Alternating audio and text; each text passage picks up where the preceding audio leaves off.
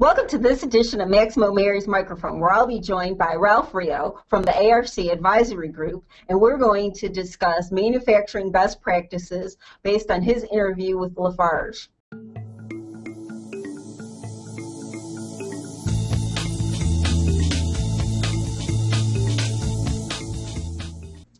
Welcome, Ralph. So can you tell me a little bit about yourself and about your recent interview with the cement division of Lafarge?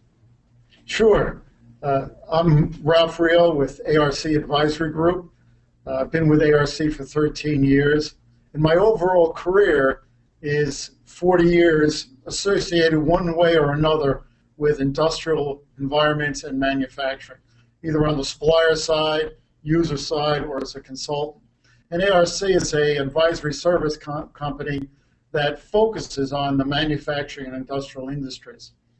And I had the great opportunity to interview the director of IT at Lafarge about their Maximo implementation and how they're using it to achieve a core competitive advantage in operational excellence, which translated to higher shareholder value.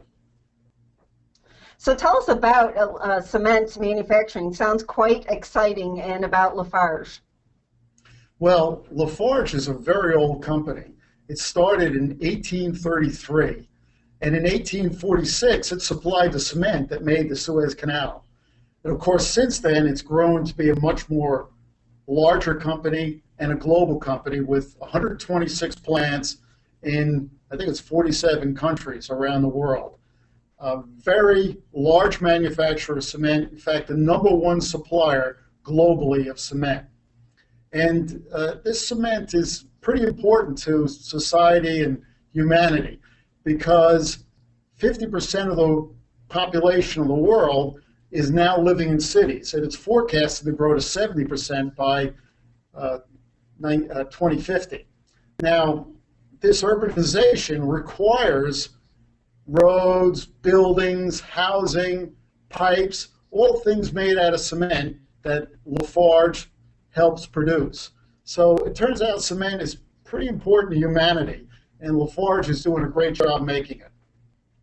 When everywhere we look, we see cement, and we see the impact of cement on humanity, as you were saying. So can you summarize some of the key challenges that Lafarge faces? Well, yeah, it's a commodity business.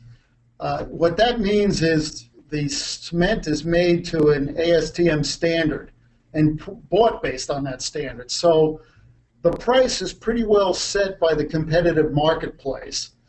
And at the same time, all the manufacturers have similar costs.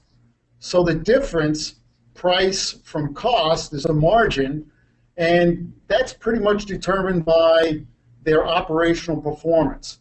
And the better at executing the plan and making cement operationally is the one that gets competitive advantage.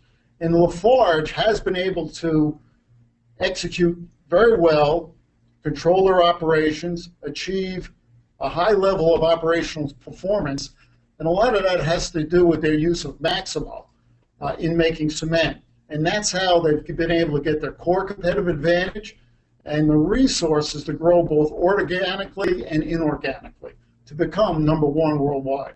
Okay, so as a longtime Maximo client, can you give us some of the benefits that Lafarge has found using Maximo? Yeah, they've been able to achieve operational excellence in terms of several areas that benefit the bottom line. One is definitely high equipment uptime. So with high equipment uptime, they avoid unscheduled downtime. And that unscheduled downtime has a lot of bad ramifications. One of which is losses in materials and labor. So when the equipment goes down, the material that's in the work in process inside the equipment has to be scrapped because it will no longer meet specifications and will have quality problems. And then there's a lot of labor to clean out that equipment. So the unscheduled downtime results in both extensive labor and material losses. Also, by maintaining the equipment well, they've been able to achieve better operational performance on the equipment, which means that they're more likely to be in spec, there's less variation, they don't have to overproduce, and as a result, their yield is better. So that improves costs. And the third area that is a big benefit is the asset longevity. By maintaining the equipment well, using Maximo, the assets last longer, and that conserves cash on the balance sheet. They don't have to take cash and use it to buy equipment, and that makes the balance sheet look better from a financial perspective, from the viewpoint of the analysts on Wall Street. These templates and standard configurations are also, in effect, best practices. So this allows Lafarge to institute best practices in all the 126 plants around the globe. And if a particular plant comes up with a better way to do things, they can update that template and apply it to all the plants and institute that best practice. So it's a way to implement and enforce continuous improvement. So this has been very informative, and I'm looking forward to seeing your white paper, but can you give us any recommendations to the crowd of what you've learned based on this interview? Yes, there would be two recommendations, two different areas. One has to do with the effect on the P&L statement and balance sheet. We talked about that a little bit earlier, but there is a direct relationship to those things, and the CFO and your financial types, when you're talking about upgrading Maximo or implementing a brand new maintenance management application, will listen to and appreciate those kinds of benefits. So the first recommendation is to use them. The things around shareholder value, asset longevity, improving margin profitability.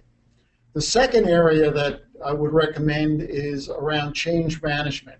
One of the lessons learned from Lafarge is that they should use the standard practices that occur with change management. Things like communicating very broadly and often, telling people what's going to change, how it's going to affect them, and what's the benefits to the business. Thanks very much, Ralph. Those recommendations were insightful, and we appreciate your time today. And thank you, everyone, for listening to this edition of Maximo Mary's Microphone. I hope you found it insightful for the manufacturing industry. Thank you.